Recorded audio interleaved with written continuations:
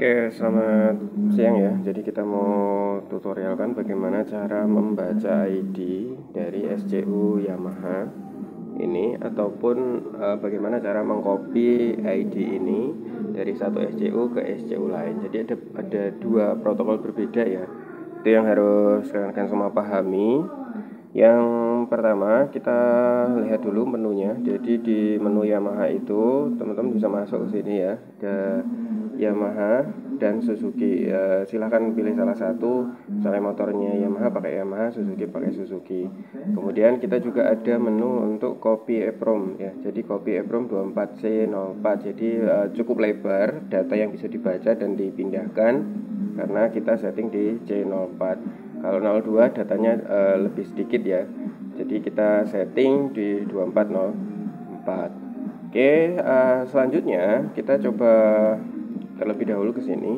Jadi saat masuk ke menu Yamaha, kita tinggal tekan OK. Nah, di sini karena tidak terhubung, dia akan tidak terkoneksi dan tidak akan ada data yang dibaca. Contohnya seperti ini kalau. Nah, read error ya. Nah, ini kalau tekan-tekan teman-teman belum solder atau belum sambung SCU-nya, dia tidak akan keluar datanya. Nah, contohnya ini, kita tekan satu kali, kita disuruh melakukan konfigurasi kabel biru. Jadi kita udah siapin. Nah, ini dia kabelnya. Ini ada warna biru, kuning, hitam. Ini yang pokok adalah 3 kabel ini, seperti sematul pada umumnya ya. Kabel 3 ini yang paling pokok, biru, kuning, dan hitam. Kemudian ada lagi satu kabel warna merah, ini adalah 5 volt ya.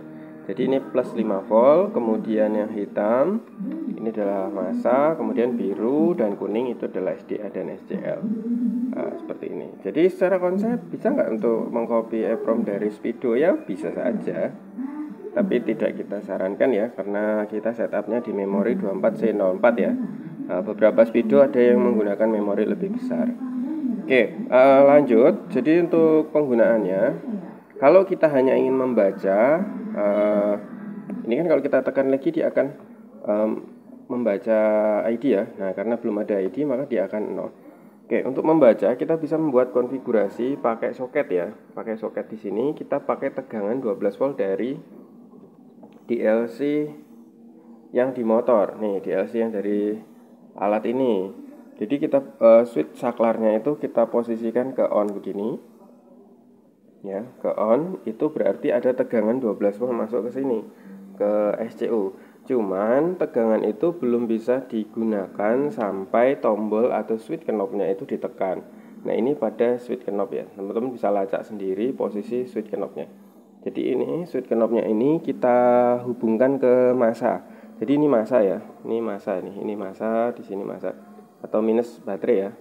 Kita hubungkan kabel switch ini, switch kontak pada pin nomor 2. Jadi pin nomor 1 dari sebelah kanan bawah itu adalah 12 volt, sebelahnya adalah massa untuk switch knob atau kontaknya ya. Nah, ini kita hubungkan ke massa sebentar. Jadi kayak gini. Nah, tujuannya supaya SCU-nya itu on. Nah, kalau SCU-nya sudah on, kita sebenarnya cukup pakai 2 kabel saja. Pakai yang warna kuning dan warna biru. Ya, warna kuning dan warna biru. Nah, ini posisinya di mana? Sebenarnya sama juga dengan smart tool pada umumnya ataupun alat-alat baca pada umumnya. Untuk penggunaannya, jadi kayak gini nih. Nah, ini untuk yang kuning, kabel kuning ada di bagian itu ya. Nah, ada di bagian itu untuk kabel warna kuning. Nih ya. Kuning ada di sebelah situ.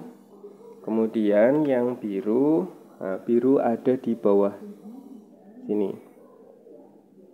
Oke ya, tuh, blur ya. Nah, di situ ya. Jadi biru ada di yang bawah sini, di sini. Kemudian yang di sini adalah merah. Kemudian hitam di sini bisa. Kalau kita baca nanti kita kirim gambar ya. Tapi yang paling utama kalau baca di sini biru, kemudian di sini kuning atau SDA dan SCL. Jadi kita coba sebentar ya, saya pegang dulu. Oke, itu sudah kita hubungkan ya kabel biru dan kabel kuning di di situ, kemudian di sini kita tinggal tekan OK ya. Misalnya saya coba tekan. Nah, itu adalah ID-nya. Karena sendiri ya tangannya cuma 2, jadi agak susah. Jadi kalau sudah terbaca kayak gini, itu teman-teman sudah nggak perlu tancepin lagi ya. Jadi ini misalnya dilepas kayak gini, udah nggak ada masalah. Nggak ada masalah. Nah, ini tinggal kita scroll aja ke bawah untuk melihat ID-ID yang lain. Nah, ini teman-teman bisa lihat nomor 7 dan 8 ya. 7 dan 8 itu sama dengan yang ada di ID 1 dan ID 2. Kenapa? Ya memang sama karena di EPROM-nya SCU ini tuh ada sekitar 18 ID yang disimpan. Nah, itu sebenarnya pengulangan dari 6 ID, 6 ID dan 6 ID. Jadi bisa disimpan dalam beberapa alamat. Nah, tapi yang paling utama nanti bisa dibaca mana yang ke detect gitu ya. Nah, ini contohnya ini nomor 456, kemudian 3 masih kosong. Jadi belum ada ID-nya, masih kosong dan bisa diisi remote gitu ya. Misalnya kita mau copy SCU ini misalnya ke korban kecelakaan atau rusak kena air. Nah, EPROM-nya masih bisa dibaca, itu tinggal di copy EPROM-nya, pindahkan ke SCU yang lain yang masih normal. Itu kita nggak perlu lagi daftarin remote, nggak perlu ini itu, tinggal colok dengan remote lama ke SCU yang baru udah pasti bisa. Nah, itulah salah satu fungsi copy EPROM data. Jadi di sini kita tinggal tekan OK untuk keluar.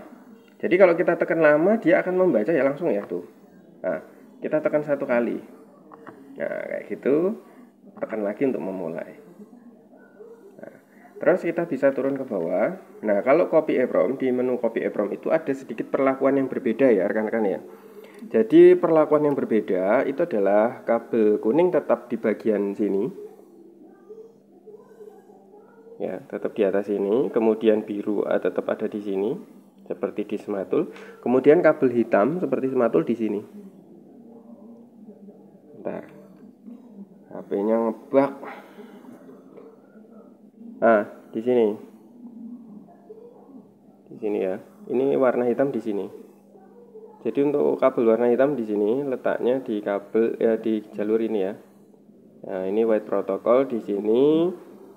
Jadi kalau kita mau copy SCU atau menulis ke SCU yang baru, ini kabel hitam. Tancepin ke sini. Ya, tancepin ke sini yang hitam. Kemudian yang kuning tetap di sini, kemudian biru tetap di sini, kemudian power supply kalau saya lebih gampang beli soket. Kita nggak kasih soket, kalau mau sama soket plus konektor segala macam setupnya ya nambah. Kalau nggak 100-150 ribu ya. Tapi kita opsional. Jadi harga ini tetap 1,4, bisa dibeli di Shopee mungkin sekitar 1,7 ya. Karena Shopee banyakkan potongan. Jadi untuk langkahnya seperti itu, tinggal dicolokkan kabelnya ke sini, kemudian nanti dibaca di copy EPROM-nya sini. Kita contohkan ya, misalnya kita copy EPROM.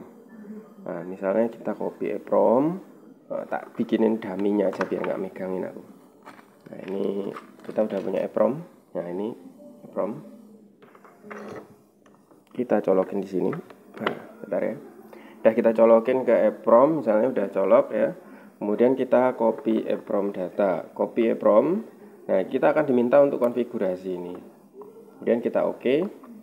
Nah, dia akan membaca. Kalau membacanya cepat seperti itu, berarti dia sukses. Kalau membacanya pelan, cret 111, itu berarti komunikasi gagal.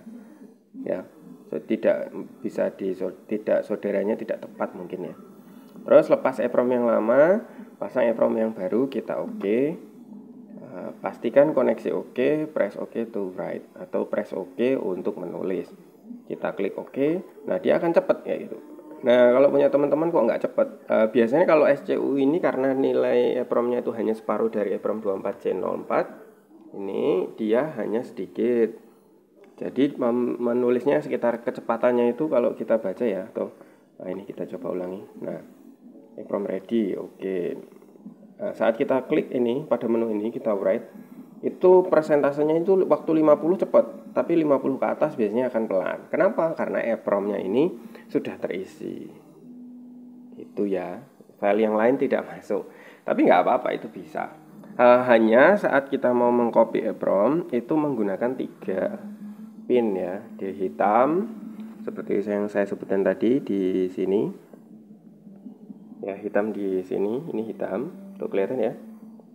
Di situ tuh di Smarttool juga begitu, teman-teman bisa cek di Smarttool ya. Tuh pin-pinnya sama. Jadi penggunaannya hanya berbeda langkahnya. Kalau hanya membaca cukup 2 kabel yang kuning dan biru. Tapi tegangannya tetap pakai sini untuk 12 voltnya. Kalau teman-teman nggak punya soket ini, misalnya ini nggak punya, nggak pakai soket ini, bisa nggak membaca? Misalnya nggak ada soketnya, bisa pakai kabel ini langsung. Nih, pakai kabel yang saya sediakan. Ini kan 4 kabel nih. Ada kuning, biru, merah, dan hitam. Nah, merah hitam itu adalah tegangan 12 volt. Jadi untuk tegangan 12 volt bisa sampai potong. Kalau susah megangnya, potong aja. Sebenarnya kalau pesan malah potong sekalian ya. Pin BDM-nya ini mahal nih kawan-kawan ya. Ini 7 ribuan pinnya satu. Jadi saya bisa untung kalau teman-teman hanya minta 2 pin ya. Tolong nanti kalau order minta alamis yang kabel SDA-SCL-nya aja kasih BDM, nanti masanya sama 12 voltnya kita solder aja. Wow, bagus. Gitu ya. Itu ya disclaimer aja. Jadi untuk 12 voltnya 5 voltnya tuh bisa disolder di mana? Bisa di sini. Ya, 5 voltnya bisa di sini. Ini untuk warna merah bisa di sini atau di sebelah sini. Kelihatan nggak? Kelihatan kan ya? Nah, tuh di sebelah kapasitor kecil itu, ini 5 volt di situ. Kemudian kalau masa di mana? Ground atau masa. Masanya bebas, mau di sini bisa. Nih, di sini masa hitam, solder di sini bisa. Jadi di sini masa, di sini 5 volt. Kemudian atau langsung ke EPROM-nya di sini juga bisa nih, di sini. Ini masa. Jadi di sini hitam, kemudian merah di sebelahnya, kemudian biru ini di sini, kemudian kuning di sini. Terus kalau mau copy EPROM, hitamnya ini propnya ditancapin di sini. Tuh ya, tancapnya di sini hitamnya. Tapi masa di sini masa dan 5 volt harus sudah ada. Bisa pakai tegangan 12 volt dari DLC. Dan ini kan bisa dipakai. Gitu ya untuk teman-teman ya. Jadi untuk copy EPROM, sekali lagi kalau nanti persentasenya jalan lambat itu berarti kopinya error. Kita nggak tambahin komen error, kemarin lupa. Ya nggak apa-apa lah, kayak gitu aja. Kalau mau ngerubah lagi males ya. Jadi untuk sistem SmartKey Yamaha saya rasa udah cukup, kita nggak tambah fitur lagi. Kemarin sebenarnya nggak mau tak kasih fitur copy EPROM karena harga alat ini cuma 1,4.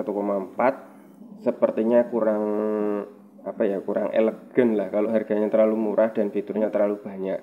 Jadi saya coba kurangi fitur copy EPROM, ternyata tetap maksa harus dikasih copy EPROM. Ya sudah, karena itu saya coba bikinkan copy EPROM masuk ke dalam fitur ini. Kenapa kok ini terlalu murah 1,4? Karena bisa sebenarnya bisa untuk scan Honda, Yamaha, baca ID Honda, Yamaha, Suzuki, dan bisa renew ECM. Jadi ini sepertinya terlalu murah. Dan fitur yang menarik lainnya nanti akan kita tambahkan model untuk daftar ID autonya. Kita lihat saja apakah itu perlu. Ya, kita lihat bagaimana pasar merespon produk ini. Kalau laris kita kembangkan, kalau tidak laris ya sudah, kita stop saja untuk prototipenya. Sampai di sini aja, dengan harga segini udah fiturmu segini aja. Tapi kalau kita penjualan bagus, ya kita kembangkan terus. Berarti memang pengguna itu kebutuhannya meningkat gitu. Terus kalau fitur yang lain misalnya tachometer sebenarnya bisa dimasukkan ke sini. Kemudian CMP, crank simulator dan lain-lain bisa dimasukkan ke sini. Itu aja ya. Terima kasih.